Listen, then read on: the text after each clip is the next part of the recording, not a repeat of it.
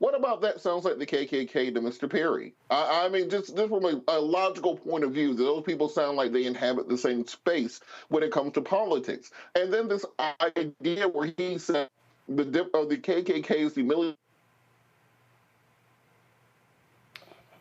All right, Robert. Okay, Robert, 1 second. Robert, your signal froze. Hold on, Robert. Robert, your signal froze. Now go ahead and start. Go ahead. Okay, I'm back in the game.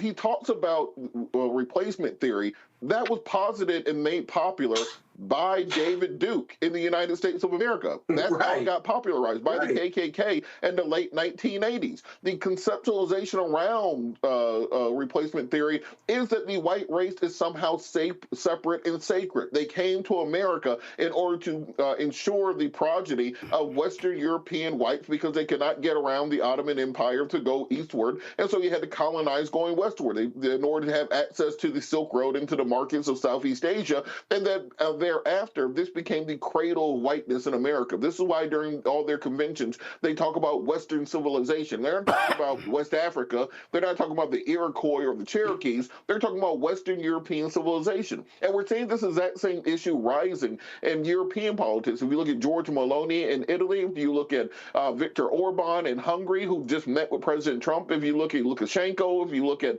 the Tories in Great Britain with their Rwanda policy to deport all African migrants to Rwanda, we have this type of white xenophobia, which they believe they are being outproduced and they will become a minority on this earth, and the rest of us will treat them the way they treated the rest of us for the last 500 years. So I would love from Mr. Perry, and more so, maybe Byron Donald was in the room.